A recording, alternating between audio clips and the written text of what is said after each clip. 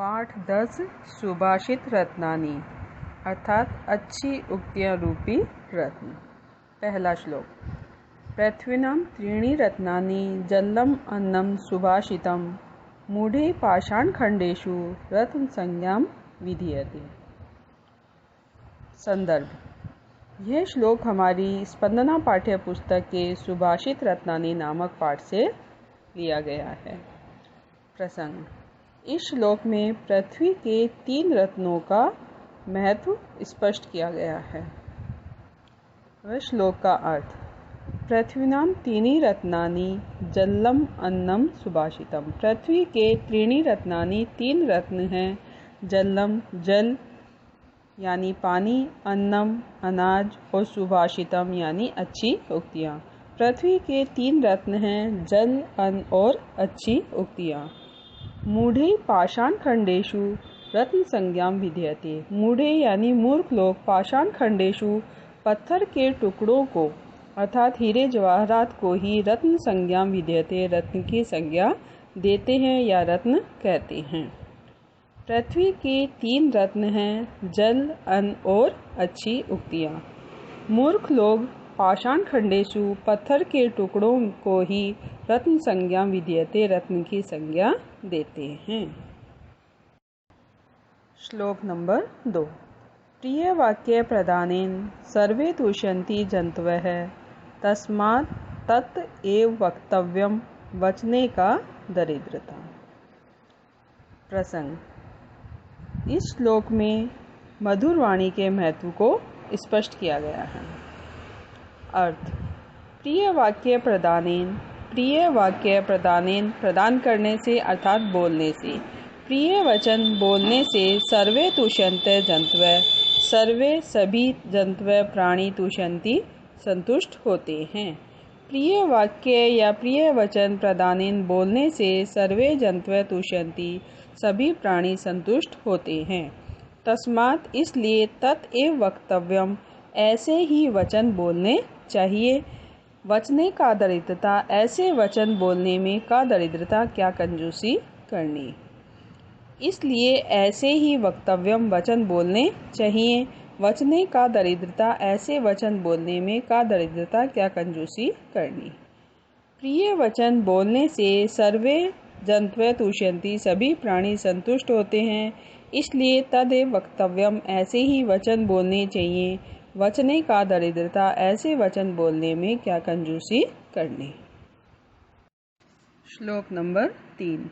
गुणै गौरवम् आयाति न उच्चे आसनम् अतिष्ठते प्रासाद शिखरस्थो अपि काको न गरुड़ायते। प्रसंग। इस श्लोक में कवि ने गुणों के महत्व को वर्णित किया है। गुणे गौरवम् आयाति न ऊंचे आसनम स्थित है। मनुष्य गुणों से ही गौरवम् आयाति गौरव को प्राप्त होता है।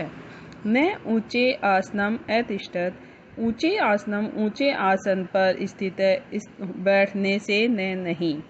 मनुष्य गुणों से ही गौरवम् आयाति गौरव को प्राप्त होता है। उच्चे आसनम तिष्ठत न ऊंचे आसन पर बैठने से न नहीं।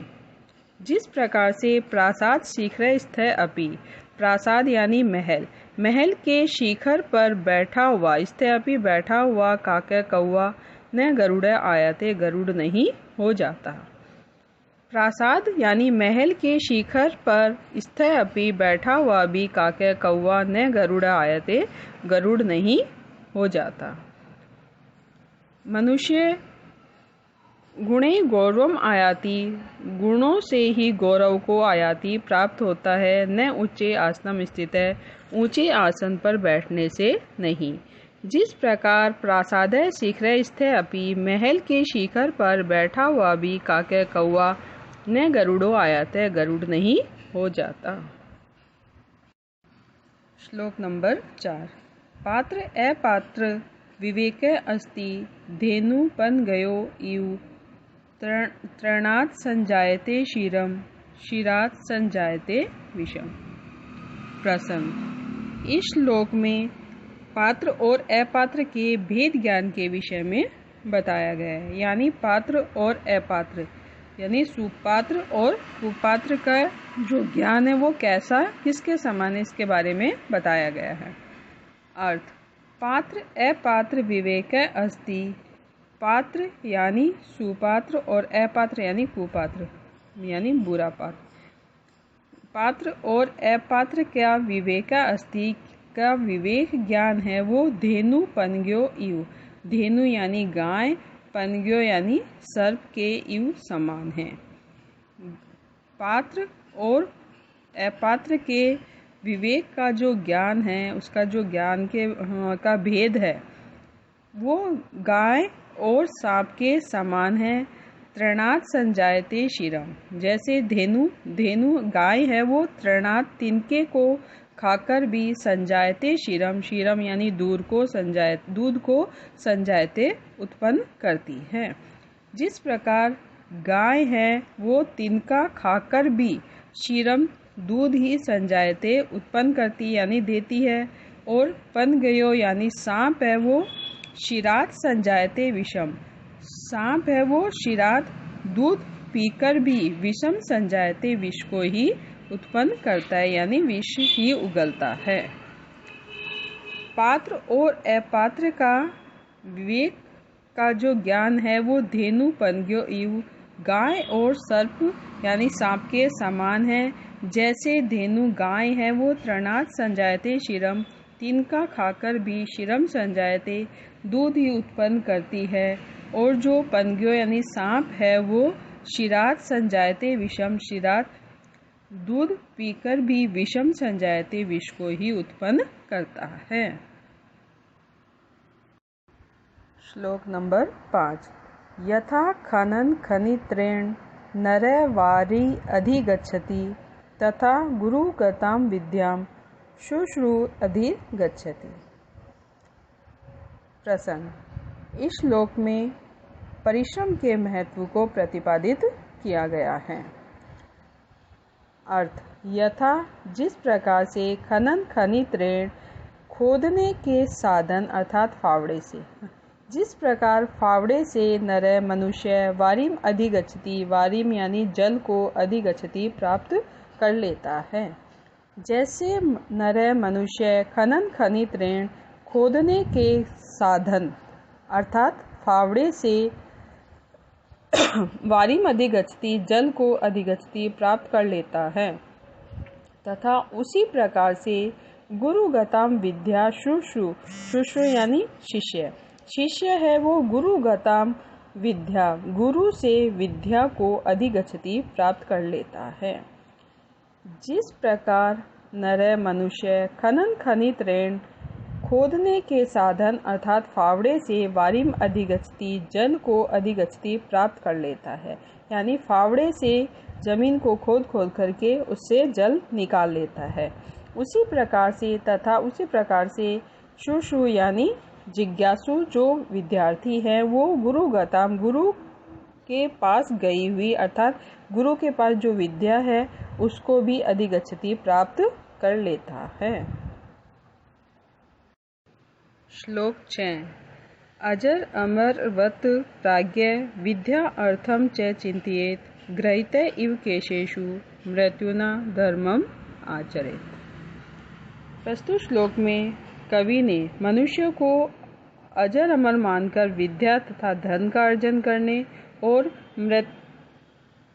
मरणासन मान करके धर्म का आचरण करने के लिए कहा है। अर्थ, अजर अमरवत प्राज्ञ यानी बुद्धिमान मनुष्य को अजर अमरवत अपने आप को अजर अमर मान करके विद्या अर्थम च विद्या और अर्थम धन का चिंतन करना चाहिए। मनुष्य को अपने आप को अजर अमर मान करके विद्या और धन का अर्जन करना चाहिए। ग्रहीते इव केशेषु मृत्युना धर्मम आचरेत, और मृत्यु ने केशेषु इव ग्रहीत बालों को पकड़ा हुआ मान कर ही धर्मम आचरित धर्म का आचरण करना चाहिए। प्राज्ञ बुद्धिमान मनुष्य को अजर अमर मान करके विद्या और धन का अर्जन करना चाहिए, और गृहीतैव केशेषु मृत्युना धर्मम आचरेत। मृत्यु ने केशेषु गृहीत्वा, केशों को यानी बालों को पकड़े हुए, गृहीतैव पकड़े हुए के समान मानकर धर्मम आचरेत, धर्म का आचरण करना चाहिए। अर्थात कवि इसमें कहता है कि जो मनुष्य है उसको अपने आप को अजर अमर मानकर, यानी वो अजर अमर है, कभी भी वह मरेगा नहीं है सोचकर, तो उसे खूब विद्या और धन इन दोनों को अर्जित करना चाहिए। साथ ही साथ मनुष्य को यह भी सोचना चाहिए कि मृत्यु है वो न जाने कब आ जाएगी, इसलिए उसको साथ में धर्म का आचरण भी करना चाहिए। श्लोक नंबर 7। धन धान्य प्रयोगेषु विद्याया संग्रहेषु च आहारे व्यवहारे च त्यक्त लज्जः सुखी भवेत्।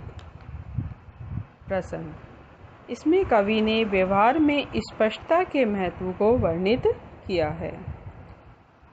धन धान्य प्रयोगेषु, धन धान्य के प्रयोगेषु प्रयोग में, विद्याया संग्रहेषु च और विद्याया संग्रहेषु विद्या के संग्रह में, आहारे व्यवहारे च आहार यानी भोजन में, व्यवहारे च और व्यवहार में यानी लेन देन में, त्यक्त लज्जय त्यागा गया लज्जा वाला ही सुखी भवेत सुखी होता है।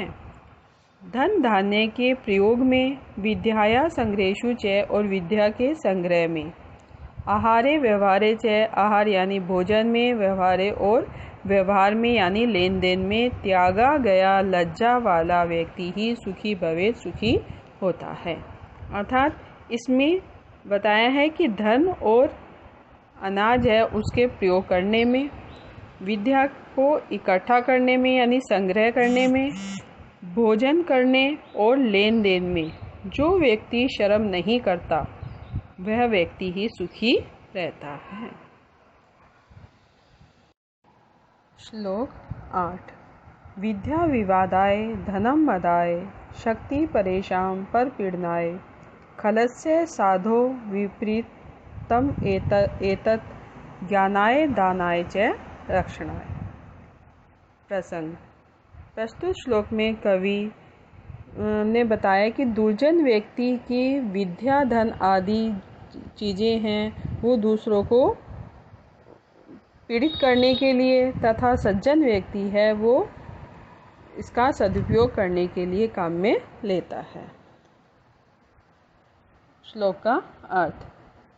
विद्या विवादाय धनम मदाय शक्ति ही परेशान पर पीड़नाय खलस्य। खलस्य यानी दुष्ट व्यक्ति की विद्या विवादाय विवाद के लिए,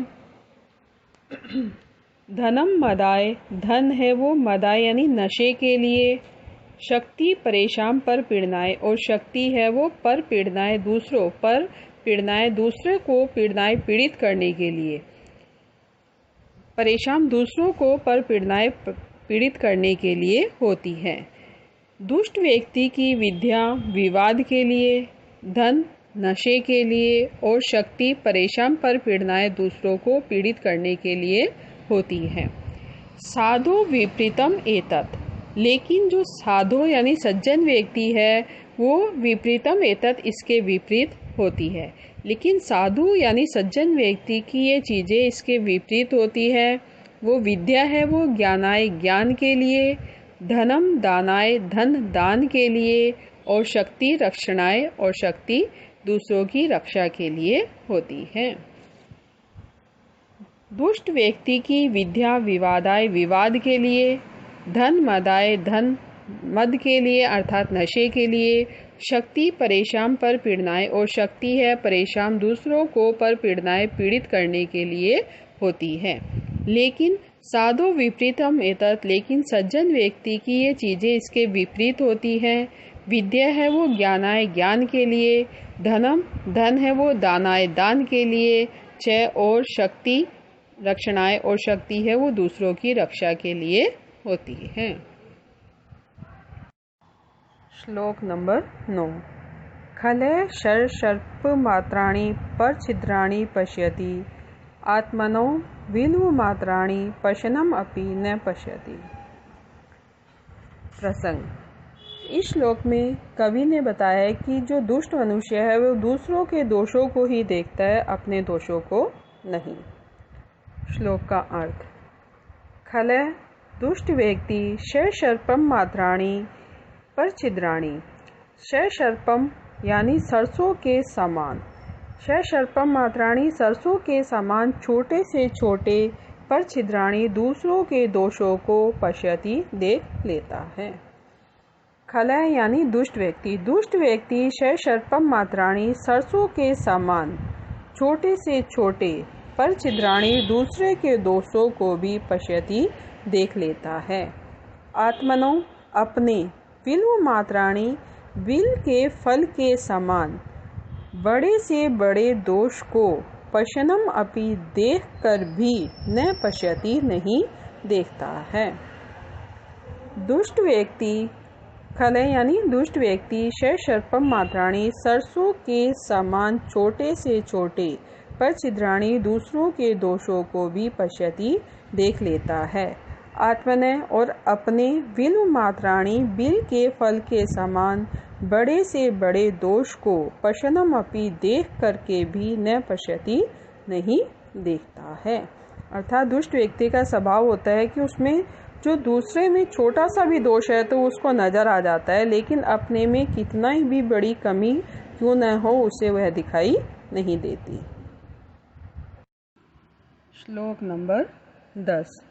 शोक आराति परित्राणम प्रीति विस्त्रभम भाजनम केन रत्नम इदम सृष्टम मित्रम इति अक्षर द्वयम्।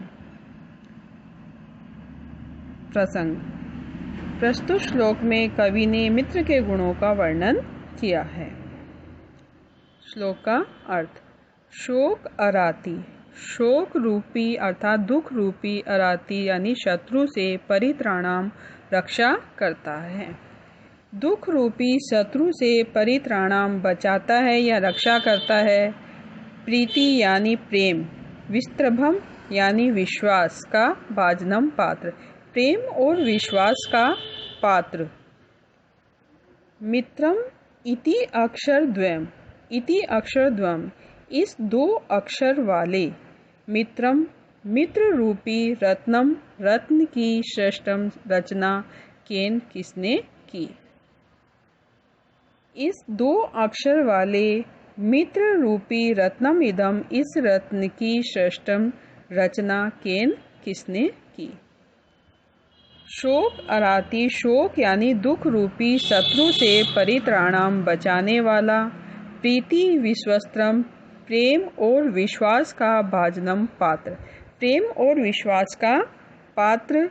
यह दो अक्षर वाले मित्रम मित्र रूपी, रत्नम रत्न की, श्रेष्ठम रचना, केन किसने की।